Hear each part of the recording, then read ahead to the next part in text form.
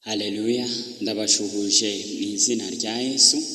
N'umugisha nanone kongera kuba hano, kubagira n'umugisha, kandi kuganira kwacu nibyo bituma dusobanukirwa iby'Umwami Imana dushakaho kugira ngo tubishitse aba ari byo dukora. Ndabashuhuje rero abadukurikiranye muri iki gihugu cyacu cy'u Rwanda, waba udukurikiranye uri muri Uganda, uri muri Kenya, Tanzania, turabashuje, ndetse no mu Burundi. Nongera gusuhuza n'abari hakurya y'amazi badukurikirana, abari muri Amerika nabyo turabibona ko hari abariyo badukurikirana. Umugisha w'Imana ubane namwe. Nongera gusuhuza abadukurikirana bari mu gihugu cy'u Burayi, abari muri Europe, muri abantu b'ingenzi cyane. Nimwe mutuma twitwa abo turibo, Imana ibaho umugisha.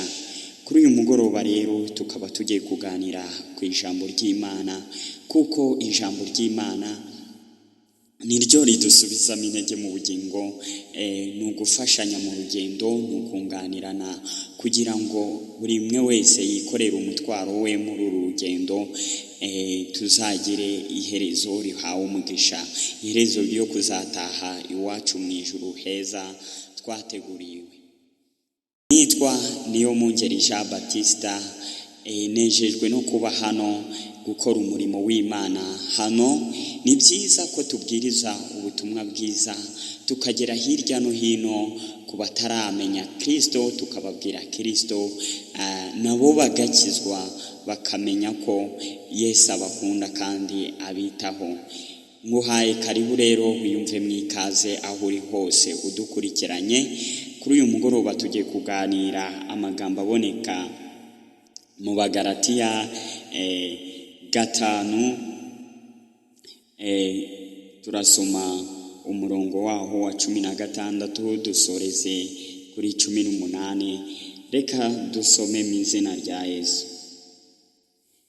Ndavuga nti muyoborwe n'umwuka, kuko aribwo mutazakora ibyo kamere irarikira, kuko kamere irarikira iby'umwuka yanga, kandi umwuka yifuza ibyo kamere yanga, kuko ibyo bihabanye nicyo gituma ibyo mushaka gukora atari byo mukora. Ariko niba muyoborwa n'umwuka, ntimukiba mugitwarwa n'amategeko. Amen. Reka dusenge. Uwiteka Mana, uri Imana yacu, uradukunda, utwitaho, imbabazi zawe ni nyinshi kuri twe. Mwami Imana, watugiriye ubwiru bwo kuba twakumenya, tukamenya uwo uri we, tugasobanukirwa imikorere yawe. Ntabwo ari uko twari beza, ntabwo ari uko twari intyoza kurusha abandi, ahubwo ni ubuntu bwawe, ni imbaraga zawe, ni imbabazi zawe.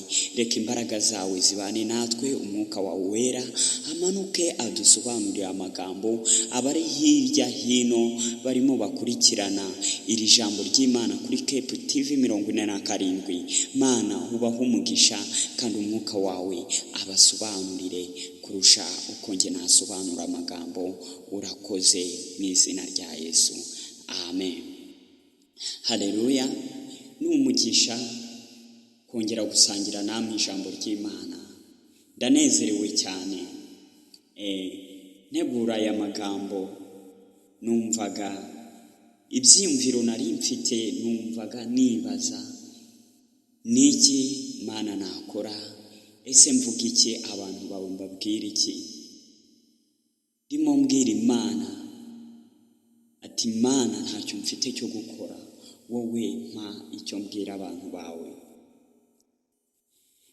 Dusomye amagambo makeya kandi menshi, kusobanukirwa by'ukuri. Amagambo atubwira ngo, ndababwira nti muyoborwe n'umwuka. Mwene data, yoborwa n'umwuka w'Imana mu byo ukora byose. Mu kazi ukora uyoborwe n'umwuka. Umwuka wera niwe utuyobora mu nzira ijya mu ijuru, kuko ibitekerezo byacu byibwira gukora ibibi n'ibizira imbere y'amaso y'Imana. Ubushake bw'imibiri twambaye nabwo bwifuza ibihabanye n'iby'umwuka akunda. Ndakwifuriza mwene data mushiki wanjye kuyoborwa n'umwuka wera. Nituyoborwa n'umwuka wera azatuyobora. Bibiliya ikabihamya neza ngo uwo mwuka w'ukuri naza azatuyobora, cyangwa se azabayobora mu kuri kose. Umwuka w'Imana iyo ari muri twe atuyobora neza kandi ntitwayoba inzira. Hari igihe mba nicaye ndahantu hamwe nta hantu nenda kujya, nari ndi mu bimpugije bya buri munsi, nkumva umwuka urambwiye ngo pfukama usenge. Mu by'ukuri ntabwo mba nzi ibyo ngiye gusengera ibyo ari byo, ariko ndasenga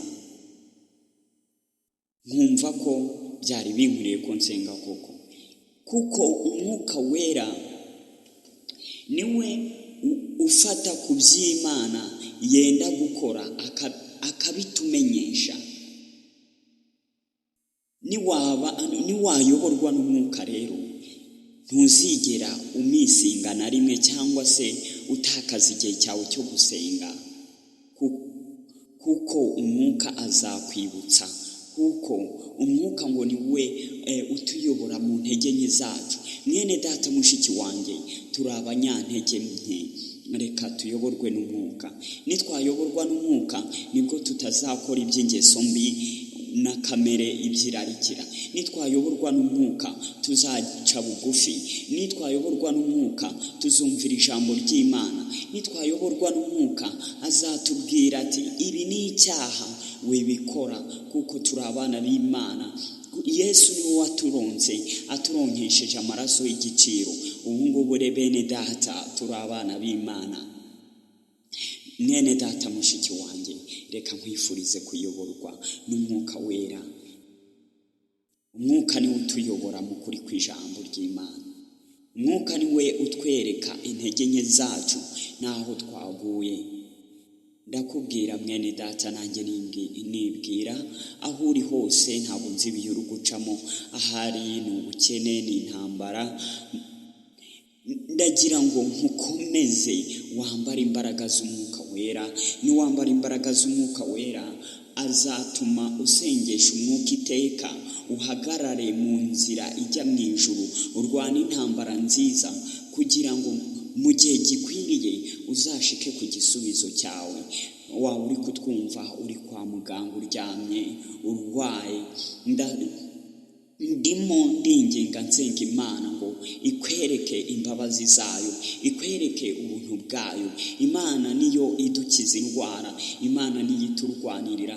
Mwene data mushiki wanjye, Uwiteka arakuzi kandi akwitayeho mu byo unyura mu byose.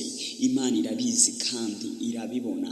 Ndagira ngo nkwifurize kuyoborwa n'imbaraga z'umwuka wera, kugira ngo mu gihe cyashizweho Imana yagennye tuzatahe igihugu cyacu Siyoni yo mu ijuru twasezeranyijwe. Hano mu isi njya nkunda kubivuga mbibwira abantu, hano mu isi si iwacu, turahanyura gusa, turi abagenzi bacaho bigendera. Reka were gucumuzwa n'iby'isi. Ndasenga kugira ngo Imana iguhishurire kandi iguhe izindi mbaraga, uyoborwe n'umwuka, kuko nuyoborwa n'umwuka ntabwo uzakora ibyo kamere irarikira. Niwayoborwa n'umwuka uzirinda ibyaha. Niwayoborwa n'umwuka uzaca bugufi kandi uzafasha indushyi n'abababaye, kuko ijambo ry'Imana niryo rituhugurira kuba abanyabuntu no kuba abantu beza bita ku bandi, kuko ngo umunyabuntu ngo azabyibuha kandi azahazwa n'imirimo y'amaboko ye. Mbifurije gukomeza kugubwa neza aho muri hose, mbifuriza ibihe byiza, ndabakunda cyane. Amahoro y'Imana abane namwe aho muri hose, muyoborwe n'umwuka wera. Ngo kandi umuntu wese uyoborwa n'umwuka wera n'amategeko asanzwe, amategeko ya leta ntago agongana nayo, kuko Bibiliya mu byanditswe ikabihamya neza ngo ibimeze bityo. Ni haruguru gatoya mu bivuga ku mbuto z'umwuka, nta mategeko abihana. Nuyoborwa n'umwuka nta tegeko rizakugonga. Umwuka azana guca bugufi, umwuka azana kumvira ijambo ry'Imana, kumvira abakuyobora, kumvira inama nzima. Umwuka atuyobora mu kuri kose. Mwene data, yoborwa n'umwuka, ubane n'Imana, wishimire guhagarara n'Imana mu bihe nk'ibi, kuko dufashe umwanya cyangwa dufashe ibihe mu ntambara tukiri muri iyi si. Hagarara, ushika mukomere, uharanire kuyoborwa n'umwuka. Nibyo nkwifurije kuri uyu mugoroba. Waba uri kutwumva utarakizwa, ukaba wumva iri jambo ry'Imana, ukaba uvuga uti, mukozi w'Imana, ntabwo ndamenya Yesu, ntabwo ndakira Yesu, ubwo butumwa ndumva njye butandeba. Ntucikanwe rero umugisha cyangwa se amahirwe Yesu yarayaduhaye.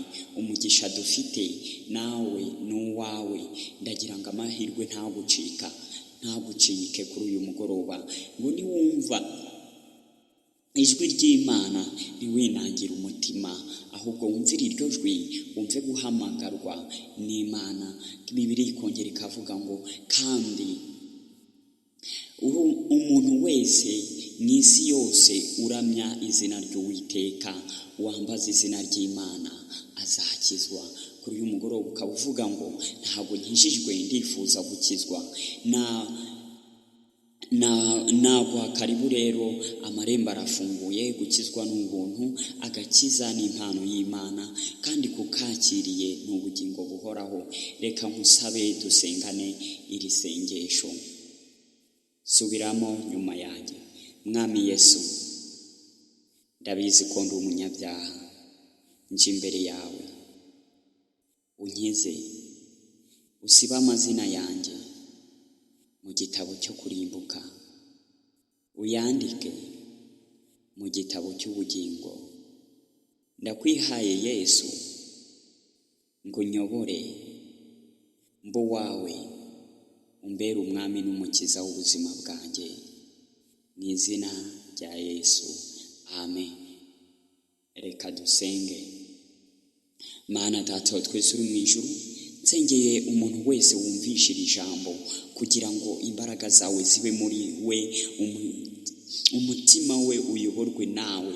Imbaraga zawe n'ubuntu n'imbabazi bigaragara. Uwiteka Mana Nyiringabo, ni wowe waduhamagaye udushiriraho kugira ngo tube abahanuzi bahanurira amahanga, kugira ngo ubutumwa bwiza bwamamare hirya no hino. Nsengeye umuntu wese wemejwe n'umutima we kukwakira nk'umwami n'umukiza w'ubugingo bwe. Nsengeye abarwayi bari hirya no hino, waba utwumva urwaye uri kwa muganga, ndagusengeye kugira ngo imbaraga z'Imana zigukize. Nizera ko mwami, iyo turi imbere yawe tugasenga, kandi wumva gusenga kwacu ugasubizwa. Reka mwami Imana, uri kumva aya magambo, arwaye umukize, utanga ubuzima mu izina rya Yesu. Wumva aremerewe, tanga amahoro Uwiteka, kuko Yesu niwe wavuze ngo yemwe abarushe n'abaremerewe muze ndabaruhura. Reka uruhura abarushye, ukize abarwayi, uhumure impumyi, abafite ubumuga ubakize rwose, ubaha ubuzima buzira umuze. Mwami Imana, uri Imana ikiza kandi ikora ibihambaye. Nsabye umugisha ku muntu wese wakomeje gutega amatwi akumvira ijambo. Reka ubuzima bwe buhabwe umugisha, kandi mwami, izina ryawe rihore rizamuwe mu bugingo bwe. Urakoze kuko uri Imana itwitaho. Byose uko ushaka ni uko nshaka. Ni mu izina rya Yesu tubisabye, urakoze, amen.